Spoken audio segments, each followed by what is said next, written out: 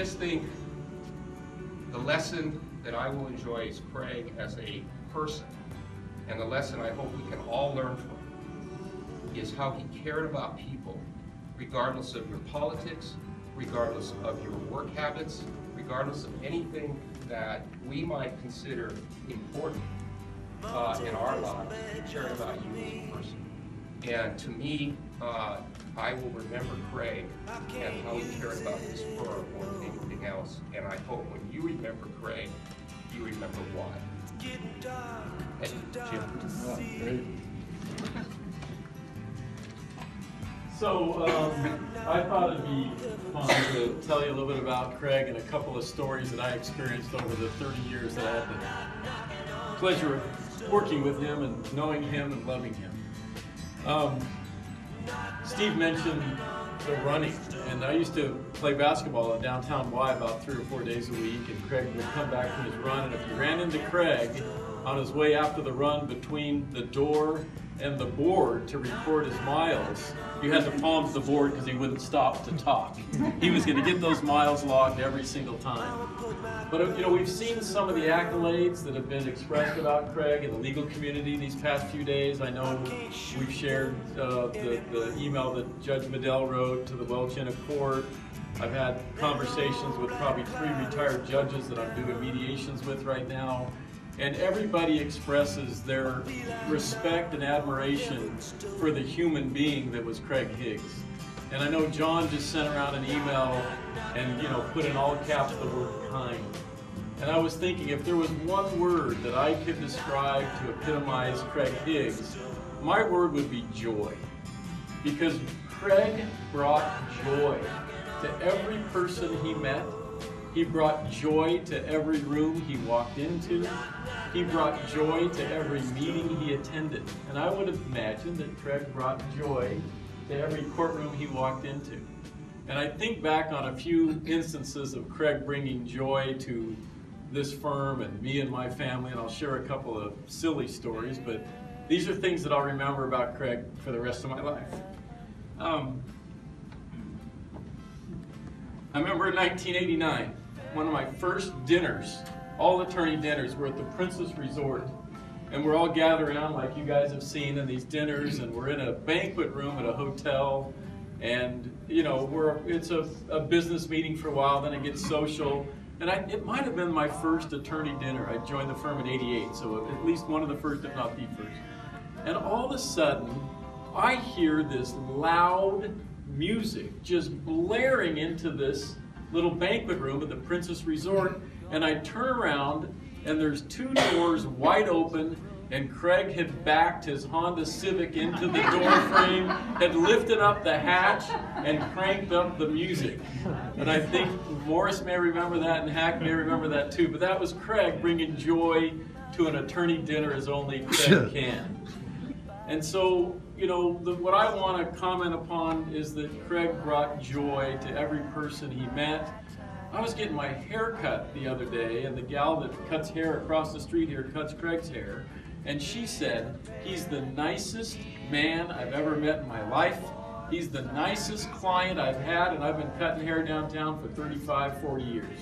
And that was Craig. He brought joy to everybody. So I'll be tipping a glass to joy here at the appropriate time. And I'll turn it over to Rachel. Thanks, Jim. So some of these comments have been made already, but I think they bear repeating. To me, Craig was a man worthy of his great legacy. Not only because of who he was as a giant in this community, but also because of who he was as a giant here in our eyes. I remember when I first started at the firm, how surprised I was at how frequently Craig would stop by. The time he took to pop his head in, to ask me about my weekend, to get to know me, to bond over our love for the outdoors.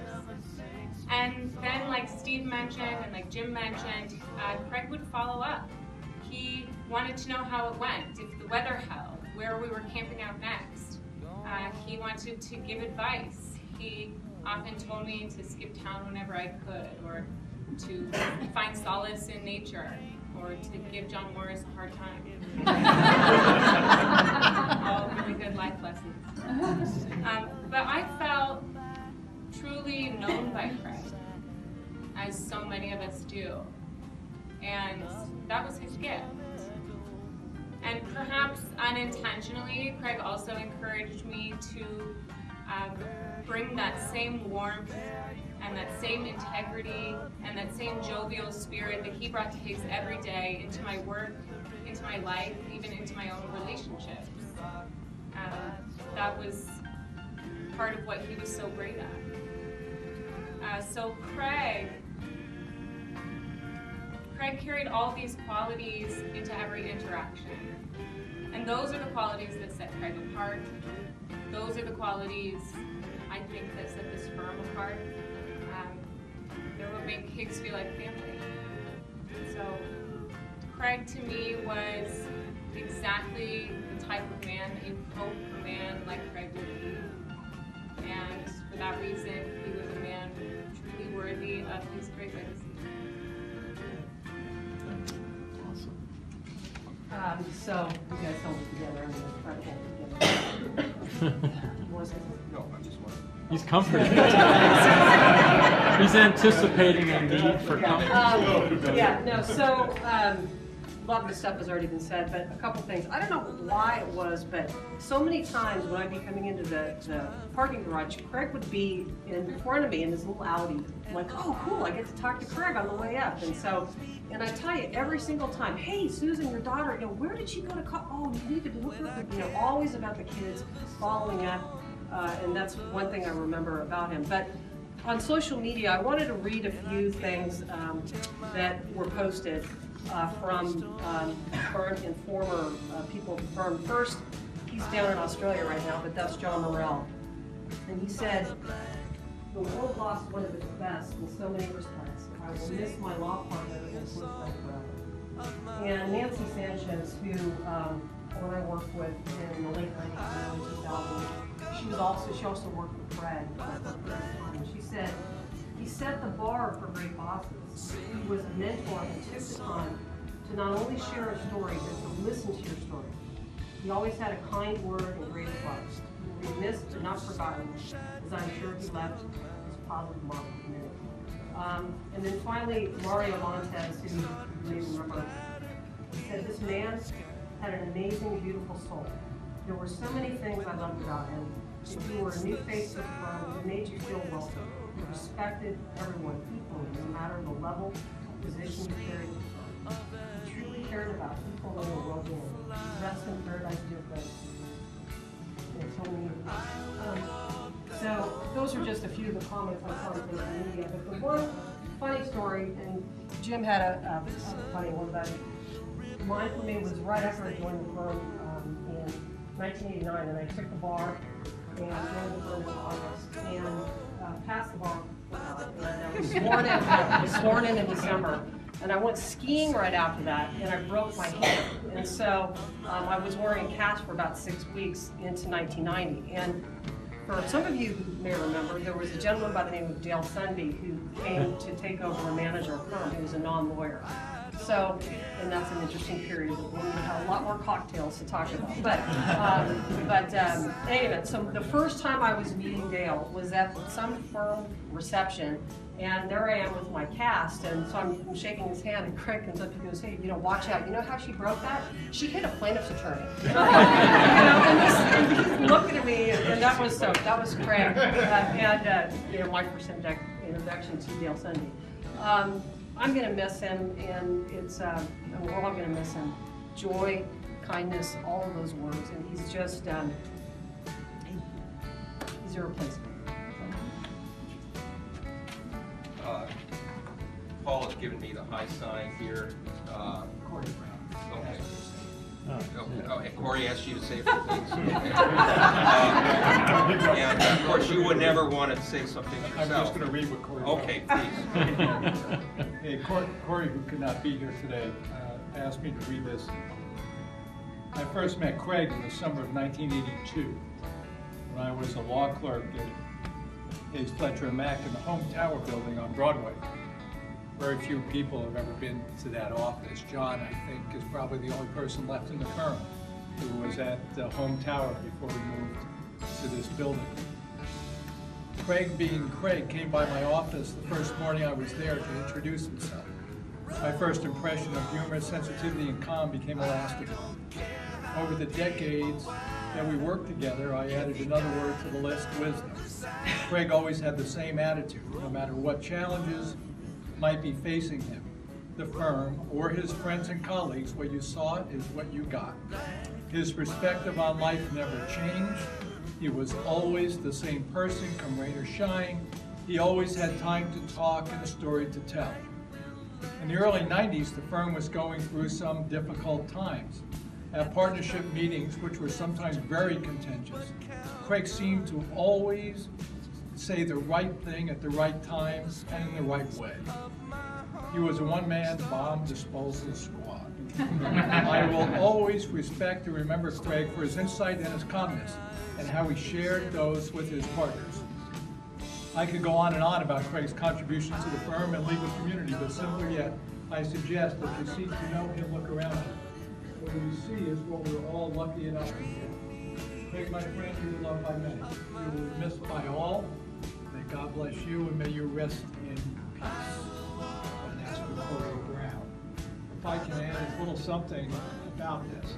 I was fortunate enough to come here in '88. August 8th of '88, an easy date to remember. When I first came here, Dutch Higgs was still working at Higgs Fletcher Mack. Ferd Fletcher was still working at Higgs Fletcher Mack. For those of you who've never thought about it, when you think of Pitts Mack, Ferd Fletcher, and Dutch, you think of the first names, and thank God we used their last names for Higgs Fletcher Mack. But in any event, I had the pleasure of meeting and getting to know Dutch a little bit. And Ferd, since he was next door, I heard every conversation he ever had because Ferd was deaf.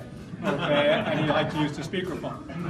The point of the matter is, it was easy to see where Craig got it from.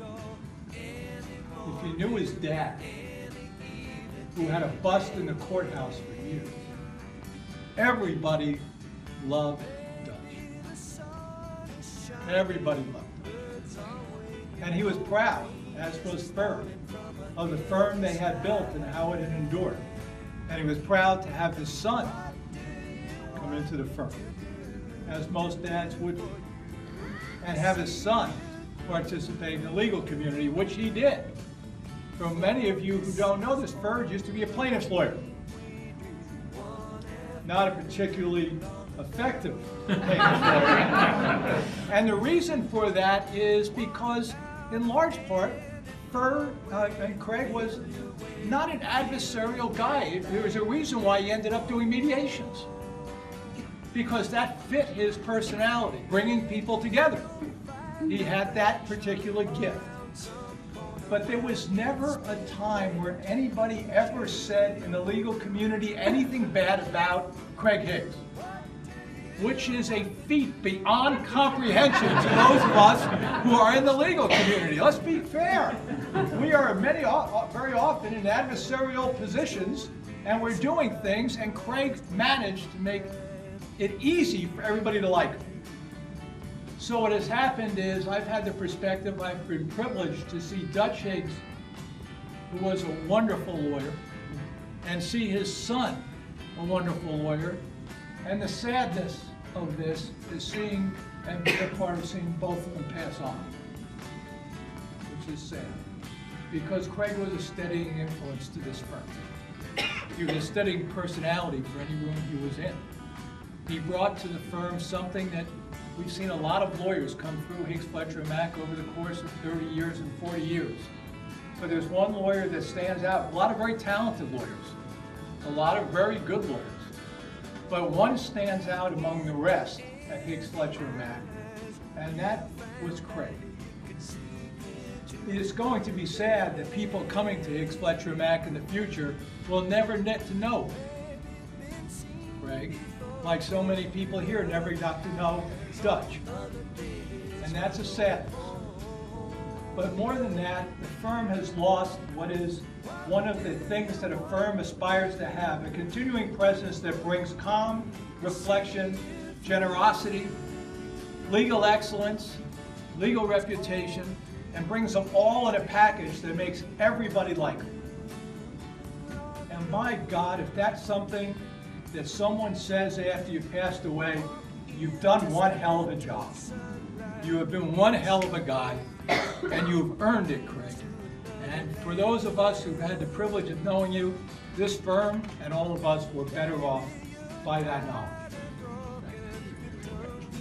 So if Craig were here right now, he'd be in the back and he'd be making a funny quip, or he would be looking at whoever was speaking up here and he would be doing and so he'd say, let's go have fun. Well, the firm is planning an event for us, for the staff, for the attorneys, not today. We're still working through the details across the street in a couple of weeks where we can enjoy margaritas and tacos like you read in the email. We're working with his wife, Cindy, who I sincerely hope we all pray for Cindy and Ben and his children as they go through this time for a more community-wide event that she will host. But for the moment, if you haven't had a glass, I'd ask you to raise your glass.